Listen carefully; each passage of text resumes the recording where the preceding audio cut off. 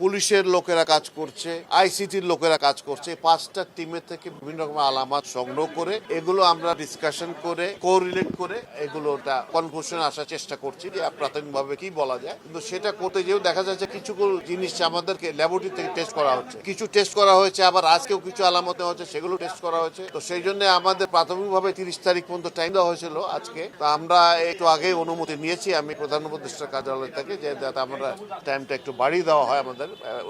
Sorry, প্রধান উপদেষ্টা না, আমি ক্যাবিনেট থেকে অনুমতি নিয়েছি যাতে আমাদের কারণ কিছু টেস্টিং আজকে রাত্রে হবে। তো এগুলো হলে পরে হয়তো কালকে আবার আমরা বসবো, বসে আমরা কালকে একটা প্রাথমিক একটা ধারণা করতে পারবো আমরা আশা করছি ইনশাল্লাহ। প্রাথমিক প্রতিবন্ধ আর কিছু জিনিস আছে যেগুলো ক্যাপাসিটি আসলে আমাদের দেশে নাই এখন পর্যন্ত, সেগুলো আগুন সংখ্যা তো যত ম্যাটেরিয়াল আছে সবগুলো কেমন আশা করছি ইনশাল্লাহ আমরা এটা হয়তো বিকেল 5টা পর্যন্ত আমি টাইম নিয়েছি। তারপরে দেখা যাক এর আগে যদি আমি পারি তো করবো, কারণ আমাদের তো অনেকগুলো টিম কাজ করতেছে, এটা কোঅর্ডিনেট করার সবার টাইমিং না। আর আমাকে আবার আমার রেগুলার কাজটা আপনারা বুঝেন এটাও করতে হচ্ছে না।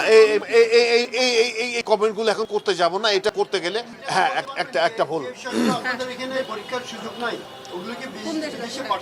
আমরা পাঠাচ্ছি তো আগেই সিদ্ধান্ত নিয়েছি আমরা সব পাঠাবো।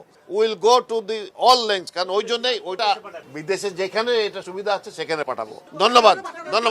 এগুলো পাঠানোর পরে কি আপনারা ফাইনাল প্রতিবেদন যখন দিবেন? অবশ্যই ওটা সেটা বলতে পারছি না। এটা তো একটা ম্যাটেরিয়াল যাবে আসবে এবং কুইকেস্ট টাইমে যত দ্রুত করা সম্ভব হয় ততটুকু দ্রুত করে আমরা সিসিটিভির ফুটেজে আসলে কিছু আপনারা পেয়েছেন কিনা? আর কোনো প্রশ্ন উত্তর দিচ্ছি না আমি। ধন্যবাদ। ইনশাল্লাহ কথা বলবো বা আমাদের কম্পিটেন্ট যারা আছে তারা কথা বলবে ইনশাল্লাহ।